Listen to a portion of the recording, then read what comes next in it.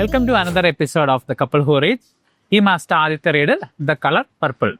Okay, so ഓരോ segment ആയിട്ടാണ് നമ്മൾ ബുക്ക് ഡിസ്കഷൻ ചെയ്യുന്നത്. ആദ്യത്തെ segment how we found this book. Yes, എനിക്ക് ഇത് MA സിലബസിലൊരു പാർട്ടായിരുന്നു ഈ ബുക്ക്. അന്ന് ഞാൻ വായിച്ചതാ, പക്ഷെ ഞാൻ ആ എക്സാം പ്രഷറിന്റെ ഒക്കെ ഒരു ഇതിലിങ്ങനെ വായിച്ചുകൊണ്ട് അത്രയ്ക്ക് അങ്ങ് എൻജോയ് ചെയ്യാനൊന്നും പറ്റിയില്ല, ഓർമ്മയില്ല എനിക്ക്. അപ്പോൾ ഇപ്പൊ പിന്നെ അത് റീഡ് ചെയ്തപ്പോഴത്തേക്കും അതൊരു പുതിയ എക്സ്പീരിയൻസ് ആയിരുന്നു. അങ്ങനെ ഞാൻ അശ്വിനും കൂടെ റെക്കമെൻഡ് ചെയ്തതാണ് ഈ ബുക്ക്. യെസ്, അങ്ങനെയാണ് ഈ ബുക്ക് നമ്മുടെ റീഡ്സിൽ വന്നത്. Correct. So second segment details of the book ആണ്. ഓതറിന്റെ പേര് ആലിസ് വോക്കർ ആണ്. 1982 ഈ ബുക്ക് ഇറങ്ങുന്നത്. ഒരു വർഷം കഴിഞ്ഞപ്പോൾ തന്നെ the first African American author to win the Pulitzer prize ആയി ആലിസ് വോക്കർ. ഈ ബുക്കിന് തന്നെയാണത്. അതെ, 1983 അത് ഒറ്റ വർഷം കഴിഞ്ഞപ്പോൾ തന്നെ ആ ഒരു അംഗീകാരം. പിന്നെ അതുകൂടാണ്ട് one of the BBC 100 novels that shaped our world എന്നുള്ളൊരു അംഗീകാരം ഉണ്ട്. അത് ബുക്കിന്റെ ബേബിൽ തന്നെ അവർ എഴുതിയിട്ടുമുണ്ട്. So okay, further details. ഈ ബുക്കിന്റെ ജോണർ എന്ന് പറയുന്നത് എപ്പിസ്റ്റോളറി നോവലാണ്. എപ്പിസ്റ്റോളറി നോവൽ എന്ന് പറഞ്ഞാൽ ഈ നോവലിന്റെ കണ്ടന്റ് എന്ന് പറയുന്നത് ലെറ്റേഴ്സ് എക്സ്ചേഞ്ച് ചെയ്യുന്ന ഫോമിലാണ്. ഒരാൾക്ക് ലെറ്റർ എഴുതുന്ന ഫോമിലാണ് ഈ കഥ ഇങ്ങനെ മുമ്പോട്ട് പോകുന്നത്. പിന്നെ ഈ ഡയറി എൻട്രീസ് അങ്ങനത്തെ ഡോക്യുമെന്റ്സിനെയൊക്കെ നമ്മൾ എപ്പിസ്റ്റോളറി നോവൽ എന്ന് തന്നെയാണ് പറയുന്നത്.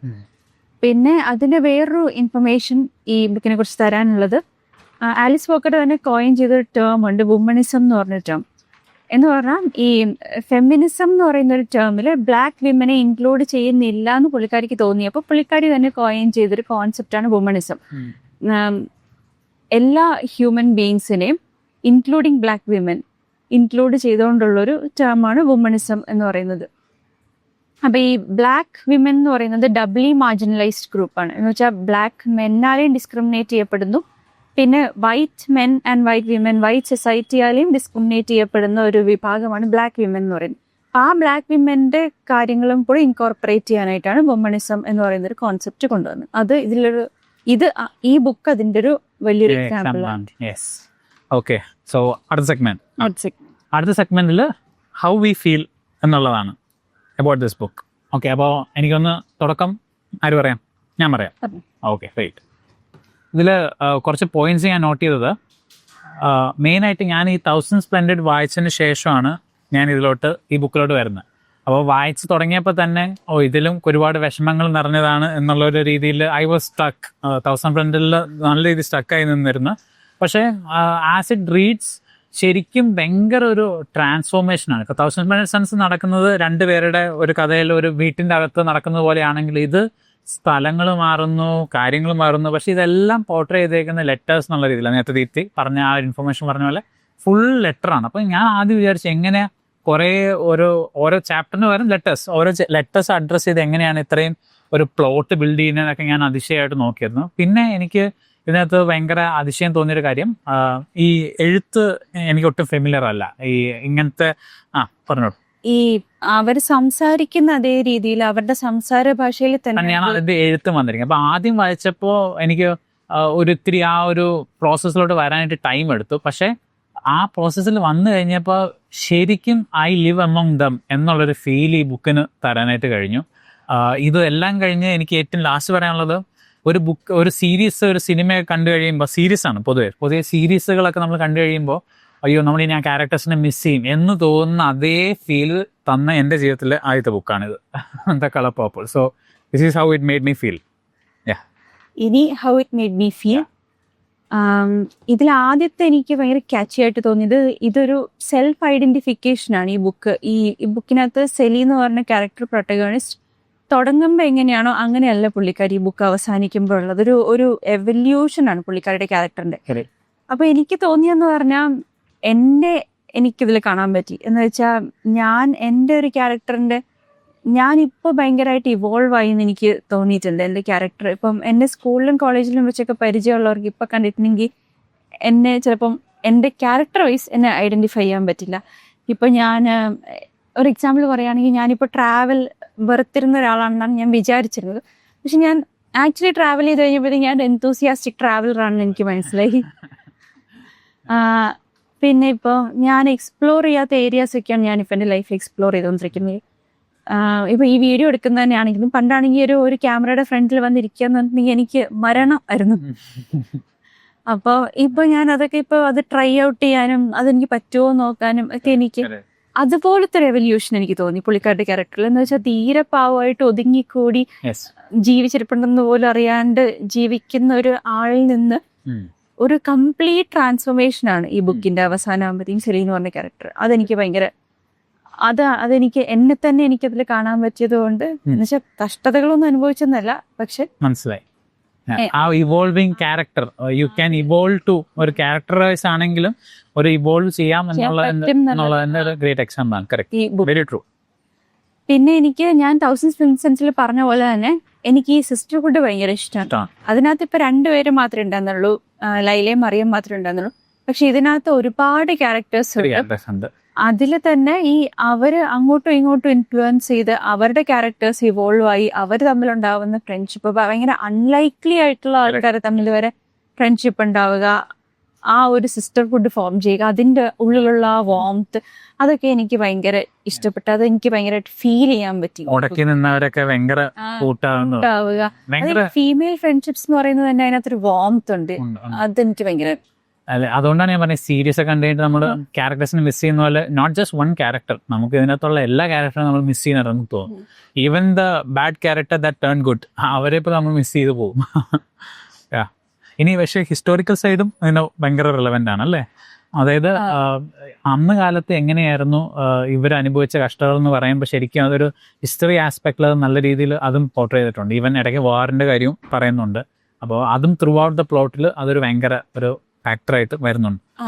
ഞാൻ ഈ ലിറ്ററേച്ചർ വായിക്കുന്നത് തന്നെ എനിക്ക് ഈ ഒരു ഇങ്ങനത്തെ ടൈമും ഒരു സ്പേസും ഒക്കെ എക്സ്പീരിയൻസ് ചെയ്യാൻ വേണ്ടിയിട്ടാണ്. എന്ന് വെച്ചാൽ ഞാൻ ജീവിച്ചിരിക്കുന്ന അല്ലാത്തൊരു ടൈമും ഞാൻ ജീവിച്ചിരിക്കുന്ന അല്ലാത്തൊരു സ്ഥലം, അപ്പൊ നമുക്ക് ഈ travelling across time and space എന്ന് പറയുന്ന പോലത്തെ ഒരു എക്സ്പീരിയൻസ് കിട്ടാനാണ് ഞാൻ ശരിക്കും വായിക്കുന്നത്. അപ്പോൾ അത് തന്നെയാണ് ദീപ്തി മുമ്പൊക്കെ ഒരു വീഡിയോ പറഞ്ഞിട്ടുണ്ട്. ദീപ്തിക്ക് ഏറ്റവും ഇഷ്ടമുള്ള ജോണറിന് ഹിസ്റ്റോറിക്കൽ ഫിക്ഷൻ ആണെന്നുള്ളതിൽ സെയിം ആസ്പെക്ട് എനിക്കിപ്പോൾ ഫീൽ ചെയ്യുന്നുണ്ട്. Why she likes historical fiction എന്നുള്ളത്. സോ ഇതാണ് നമ്മൾക്ക് how it made us feel അല്ലേ. അപ്പോൾ അടുത്ത സെഗ്മെന്റ് എന്ന് പറയുന്നത് കോട്ട്സ് ദാറ്റ് ടച്ച്ഡ് us ആണ്. ഞാൻ 2 കോട്ട്സ് എടുത്ത് വെച്ചിട്ടുണ്ട്. ആ കോട്ട്സിനെ കുറിച്ചിട്ട് പറയാം. Time moves slowly but passes quickly. ഇതിപ്പോൾ നമുക്ക് എല്ലാവർക്കും തോന്നുന്നൊരു കാര്യമായിരിക്കും, പക്ഷെ ഇപ്പോൾ ഞങ്ങളുടെ ലൈഫിലുള്ളൊരു കാര്യം എന്ന് പറഞ്ഞാൽ കുഞ്ഞാണ്. അപ്പൊ അവള് ജനിച്ച ആ സമയം എന്നൊക്കെ പറഞ്ഞാൽ ഭയങ്കര സ്ട്രെനുവേഴ്സ് ആയിരുന്നു. പെട്ടെന്ന് വന്ന ചേഞ്ച്, എല്ലാവർക്കും ആകെ പ്രഷറും, എന്ത് ചെയ്യണം എന്ന് അറിഞ്ഞൂടാ. ഒരു തമാശ പറഞ്ഞോ, ഇത് തന്നെയാണ് ഞാൻ എടുത്ത് വെച്ചത് പറഞ്ഞോ. ഇതാണ് ഞാൻ മിസ് ചെയ്തെന്ന് ഞാൻ പറഞ്ഞില്ലേ ഇടയ്ക്ക് സാധ്യത. അപ്പൊ ഇപ്പൊ പക്ഷെ നോക്കുമ്പോഴത്തേക്ക് 8 മാസം കഴിഞ്ഞു, അങ്ങനെ തോന്നില്ല. ടൈം പെട്ടെന്ന് പോയി എന്നുള്ളത് തന്നെയാണ് തോന്നുന്നത്. പക്ഷെ ടൈം ആക്ച്വലി ആ സമയത്ത് നമുക്ക് ടൈം ഒക്കെ പോകുന്നുള്ളൂ തോന്നുന്നു. ഓരോ ദിവസം നമ്മളെന്ത് കഷ്ടപ്പെട്ടാണ് ഓരോ കാര്യങ്ങളും ചെയ്തെടുത്ത് നമ്മൾ ആ ദിവസം അവസാനിക്കുന്നതും. പക്ഷെ നമ്മൾ പെട്ടെന്ന് നോക്കുമ്പോഴത്തേക്കും എന്താ അവള് ജനിച്ചു പെട്ടെന്ന് 8 മാസമായി, ആ ഒരു ഫീൽ. അപ്പൊ എല്ലാവർക്കും റിലേറ്റ് ചെയ്യാൻ പറ്റും. എല്ലാരും പറയില്ല സമയം ഓടി പോകുന്നു എന്ന് പറയും. പക്ഷെ ഓരോ ദിവസം നമ്മൾ എടുത്ത് നോക്കിയിട്ടുണ്ടെങ്കിൽ സ്ലോ ആയിട്ട് നമുക്ക് തോന്നാം. അപ്പൊ അതാണ് എന്നെ ഒരു കോട്ട് എനിക്ക് തോന്നിയത്. പിന്നെ അടുത്ത കോട്ട് എന്ന് പറയുന്നത് ഇഫ് ഹി, അതായത് God, ever listen to poor coloured women, the world would be a different place. I can tell you. അതെന്താന്ന് അതെനിക്ക് തോന്നിയത്, എൻ്റെ ഒരു ഫ്രണ്ട് ഒരിക്കൽ എൻ്റെ അടുത്ത് പറഞ്ഞിട്ടുണ്ട്. അപ്പം ഞാൻ പറഞ്ഞു, ഒരു ദിവസം ഞാൻ എൻ്റെ ഫ്രണ്ടിനെ ഇങ്ങനെ ഫോൺ ചെയ്തുകൊണ്ടിരുന്നത്. അപ്പോൾ ഞാൻ പറഞ്ഞു, എന്തൊക്കെ പറഞ്ഞാലും അവസാനം ദൈവം എനിക്കെല്ലാം നന്നായിട്ടേ വരത്തുള്ളൂ എന്ന് എനിക്കറിയാം എന്ന് ഞാൻ പറഞ്ഞു. അപ്പോൾ പെട്ടെന്ന് അവൾ എൻ്റെ അടുത്ത് ചോദിച്ചു, നീ മാത്രം അങ്ങനെ പ്രിവിലേജ്ഡ് ആണെന്ന് എനിക്ക് തോന്നുന്നത് എന്താണെന്ന് ചോദിച്ചു. എന്ന് വെച്ചാൽ ഒരുപാട് പേര് കഷ്ടപ്പെടുന്നുണ്ട്, അപ്പൊ ദൈവം അവരുടെ കാര്യമൊന്നും നോക്കാതെ നിന്റെ കാര്യം എന്തായാലും നോക്കും, നിന്നെ സേഫ് ആയിട്ട് വെച്ചേക്കും എന്ന് നിനക്ക് തോന്നാൻ നീ എന്തുകൊണ്ടാണ് അങ്ങനെ പ്രിവിലേജ്ഡ് ആയത് എന്ന് ചോദിച്ചു. അപ്പൊ ഞാനും ആലോചിച്ചു, അത് ശരിയാണല്ലോ, എല്ലാവരും ഒരുപാട് പേര് പ്രാർത്ഥിക്കുന്നുണ്ട്. പ്രാർത്ഥിക്കാത്തവർക്ക് മാത്രമല്ലല്ലോ കഷ്ടപ്പാടുകൾ വരുന്നത്, എല്ലാവരും പ്രാർത്ഥിക്കുന്നുണ്ട്. അതിലെ കുറെ പേരുടെ കാര്യങ്ങൾ നടക്കും, കുറെ പേരുടെ കാര്യങ്ങൾ നടക്കുന്നില്ല. ആ ഒരു കൂട്ടത്തിലപ്പോ എന്നെ മാത്രം എന്തായാലും ദൈവം രക്ഷിച്ചോളും എന്ന് ഞാൻ വിചാരിക്കുന്നത് എന്തുകൊണ്ടാണ് എനിക്ക്. ഈ ക്യാരക്ടർ കറക്റ്റ് ആയിട്ട് ആ കറക്റ്റ് സന്ദർഭത്തിൽ തന്നെ അത് ക്വസ്റ്റ്യൻ ചെയ്യുന്നുണ്ട്.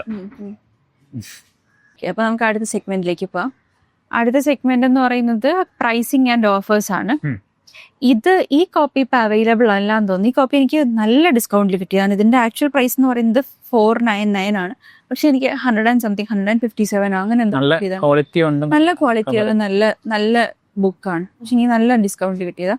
എത്ര രൂപയ്ക്കാണ് ആമസോൺ ഉള്ളത്?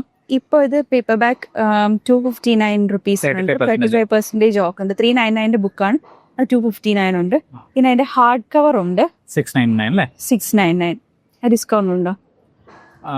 ഇല്ല ഇല്ല, ഡിസ്കൗണ്ട് ഇല്ല. അത് പക്ഷെ എന്തോ സ്പെഷ്യൽ എഡിഷൻ അല്ലേ? സ്പെഷ്യൽ എഡിഷൻ ആണ്, 1 ലെഫ്റ്റേ ഉള്ളൂ. Only 1 left. ഹാർഡ് കവർ വേണ്ടി പെട്ടെന്ന് വാങ്ങിച്ചോളൂ. ഇത് രണ്ടിന്റെയും ലിങ്ക് ഡിസ്ക്രിപ്ഷനിൽ അയച്ചേക്കാം. വേറെ അഡാപ്റ്റേഷൻസ് ഉണ്ടോ എന്നുള്ളതായിരിക്കും നമ്മൾ അടുത്ത പറയാം. അഡാപ്റ്റേഷൻസ് ഇപ്പൊ പോപ്പുലർ ആയിട്ട് കാണുന്നത് 2023 വന്ന മൂവിയാണ്. അത് ആമസോൺ പ്രൈമിലും ജിയോ ഹോട്ട്സ്റ്റാറിലും ഒക്കെ അവൈലബിൾ ആണ്. യെസ്. പിന്നെ 1985 മൂവി ആയിട്ട് ഇറങ്ങിയിട്ടുണ്ട്. 1985 ഒരു ഓൾഡ് മൂവി ഉണ്ട്. ഇപ്പൊ പക്ഷെ കുറച്ചുകൂടി പോപ്പുലർ ആയിട്ട് കാണുന്നത് ഇതാണ്. അത് ഹോട്ട്സ്റ്റാറിൽ അവൈലബിൾ ആണ്, പ്രൈമിലും അവൈലബിൾ ആണ്. യെസ്. ഓക്കെ, കഴിഞ്ഞു. അപ്പോൾ നമ്മുടെ ഈ മാസത്തെ first read the colour purple. Yes. അടുത്ത റീഡ് ഏതാണ്? അടുത്ത റീഡ് നമ്മുടെ വെനസ്ഡേ. അപ്പൊ വെനസ്ഡേയുടെ റീഡ് ഈ മാസം നമ്മൾ അവസാനം നമ്മൾ അടുത്ത ആഴ്ച, അടുത്ത ഫ്രൈഡേ. ശരി, അടുത്ത ഫ്രൈഡേ നമ്മൾ പറയും. അടുത്ത ഫ്രൈഡേ നമ്മൾ അങ്ങനെ ചെയ്യൂ. പക്ഷേ നാളെ വൈകുന്നേരം 5 മണിക്ക് ലൈവ് വരുന്നുണ്ട്. ബുക്സ് ആൻഡ് ഫൗണ്ടേഷന്റെ സൈക്കിളിന്റെ ഒരു ഗിവ് അവേ പറഞ്ഞിരുന്നു നമ്മള്. ആക്റ്റീവ് ഡോണേഴ്സിന്റെ ഒരു നറുക്കെടുപ്പുണ്ട്. ഞങ്ങളാണ് ആ നറുക്കെടുപ്പ് എടുക്കുന്നത്. അപ്പോൾ നാളെ 5 മണിക്ക് കാണാം. Okay, see you. ബൈ.